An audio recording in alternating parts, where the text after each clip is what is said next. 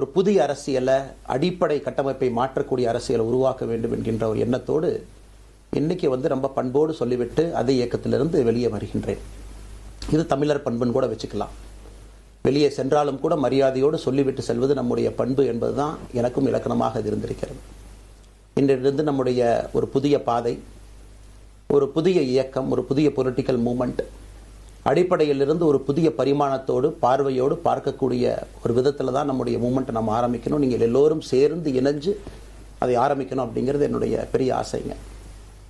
அதற்கு முன்பு சில விஷயத்தை சொல்லணும். என்னுடைய அரசியல் பாதை என்பது ரொம்ப வளைஞ்சு நெளிஞ்சு இங்கே வந்து உங்கள் முன்னாடி நின்றுட்டு இருக்கேன். இது ஈஸி பாத் கிடையாது.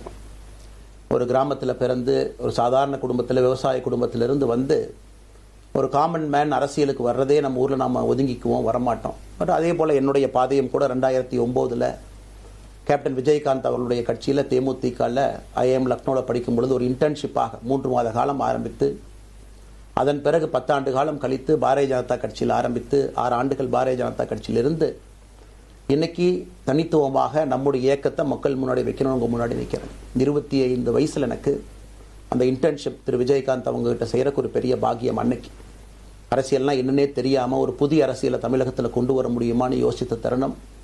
இன்னைக்கு வயது 42, கிட்டத்தட்ட 17 ஆண்டுகள் போராடிக்கிட்டே இருக்கிறேன். ஒரு புதிய பாதை உருவாக்க முடியுமா, ஒரு பெட்டர் பாலிடிக்ஸ், ஒரு பெட்டர் சொசைட்டி கொண்டு வர முடியுமா.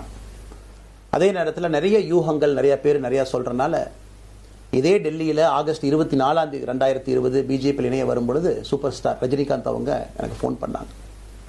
எனக்கும் அவருக்குமான நட்பு கிட்டத்தட்ட நான் பதவியிலிருந்து வந்த பிறகு ஒரு நட்பு. நிறைய அவர்கிட்ட பேசுவேன். அவருடைய அரசியல் பாதை எப்படி இருக்கணும் அப்படின்லாம் பேசியிருக்கேன்.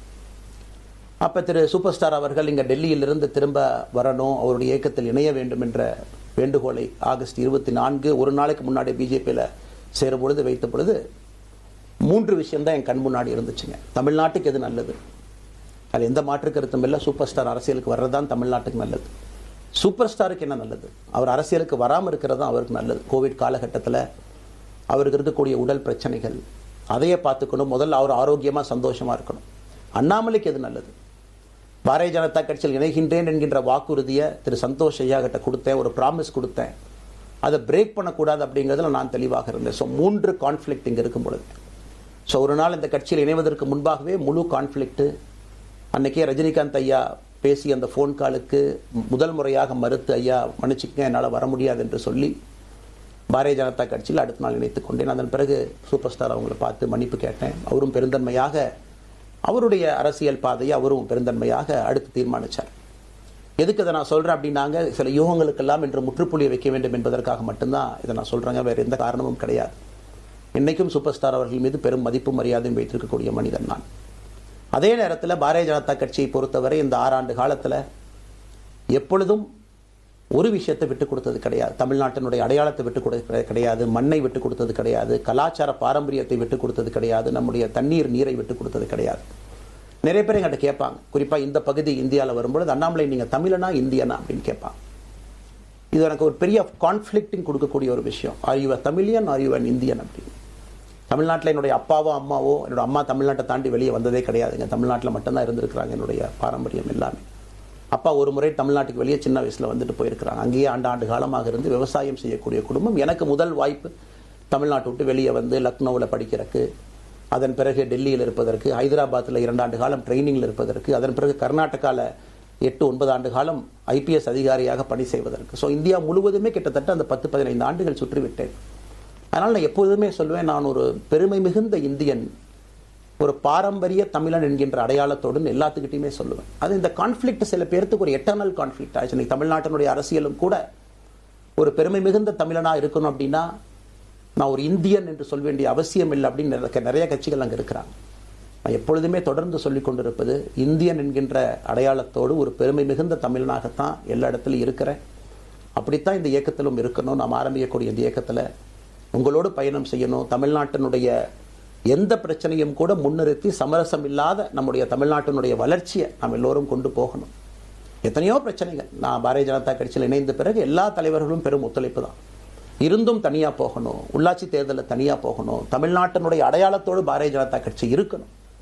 தமிழ்நாட்டினுடைய அடையாளம் மிக முக்கியம் என்பதற்காகத்தான் அன்னைக்கு தலைவர் திரு ஜே.பி. நட்டா அவர்கள் நிறைய பேர்த்துக்கிட்ட பேசி நாம உள்ளாட்சி தேர்தல் தனியாக போகணும். அதே போல தான் லோக்சபா தனியாக போகணும். ஏதோ தனிப்பட்ட முறையில் எனக்கும் இன்னொரு கட்சிக்கும் பிரச்சனை இல்லைங்க. பாரதிய ஜனதா கட்சி ஒரு தமிழர் அடையாளத்தோடு களத்தில் இருந்தால் மட்டும்தான் அது தமிழர் நலத்தை முன்னிறுத்தக்கூடிய கட்சியாக இந்திய அடையாளத்தோடு இருக்க முடியும் என்கின்ற ஒற்றை நம்பிக்கை மட்டும்தான். டங்ஸ்டன் பிரச்சனையாக இருக்கட்டும், அதை கத்தி கூச்சல் போடாமல் அதை பொறுமையாக ஒரு இடத்திற்கும் சென்று நம்முடைய கட்சி அதை நம்ம சரி செஞ்சு கொடுத்தோம்.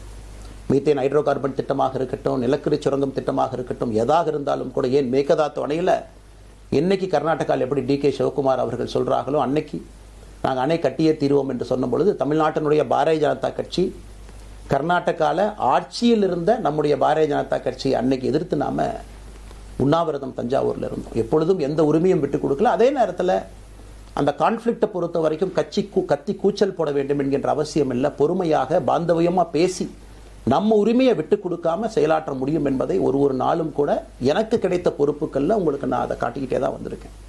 அதனால் இன்னைக்கு திரு மோடி ஐயா அவர்கள் மீது மிகப்பெரிய ஒரு மரியாதை வைத்திருக்கக்கூடிய மனிதன், நாட்டினுடைய பிரதமர், இந்த நாட்டை பாதுகாத்து கொண்டிருக்கக்கூடிய மனிதர்.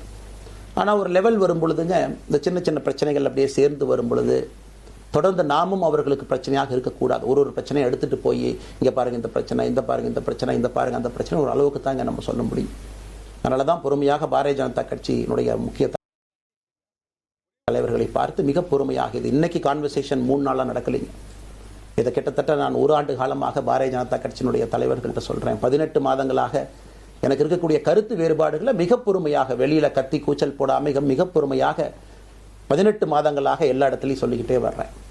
டிசம்பர் 4ஆம் தேதி பாரதிய ஜனதா கட்சிக்கு சொன்னேன், நான் கட்சியிலிருந்து வெளியே செல்ல இருக்கின்றேன், இன்றைக்கே உங்களை நான் தயார்படுத்த விரும்புகிறேன், அதனால் நீங்கள் நாளைக்கு நான் எடுத்தோம் கவுத்தம் ஒரு முடிவெடுப்பதாக நீங்கள் நினைக்கக்கூடாது. டிசம்பர் 4, 2024 25 பாரதிய ஜனதா கட்சிக்கு சொல்லியிருந்தேன்.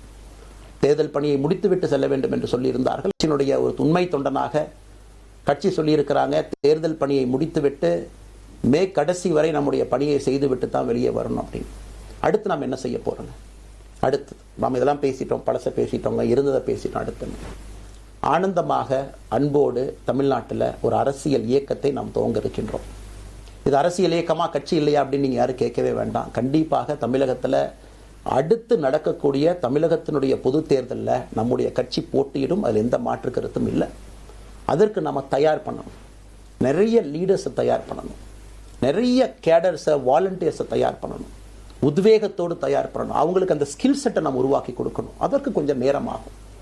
நாம் இது ஒரு இயக்கமாக ஆரம்பித்து நிறைய மனிதர்களை உள்ளே கொண்டு வந்து அவர்களுக்கு சில இடத்துல அரசியலை சொல்லிக் கொடுத்து எல்லா தரப்பட்ட மனிதர்களையும் உள்ளே கொண்டு வந்து, ஏன்னா பாரதிய ஜனதா கட்சியினுடைய தலைவராக பொறுப்பேற்ற பிறகு நான் முதல்ல போய் ஆசீர்வாதம் யார்கிட்ட வாங்கினாங்க, சமீபத்தில் மறைந்த நல்ல கண்ணையாகிட்ட தான்.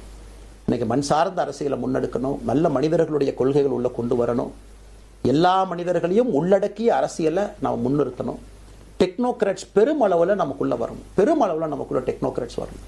இன்னைக்கு அமெரிக்கா போகிறோம், யூரோப் போகிறோம், அங்கே போய் நமக்கே எவ்வளோ பெருமையாக இருக்குது. ஒரு மிகப்பெரிய நிறுவனம் நிவிடியா எடுத்துக்கங்க, மைக்ரான் எடுத்துக்கங்க, சாம்சங் எடுத்துக்கங்க, இன்டெல் எடுத்துக்கங்க, அங்கே இருக்கக்கூடிய இன்ஸ்டாகிராம், ஃபேஸ்புக், கூகுள், ஆல்பபெட் பார்க்கும் பொழுது வைஸ் பிரசிடென்ட்னு பார்த்தீங்கன்னா ஒரு தமிழன் அங்கே உட்கார்ந்துருக்கிறான். இந்தியன் என்கின்ற அடையாளத்தோடு அங்கே ஒரு தமிழன் அமர்ந்திருக்கின்றார்.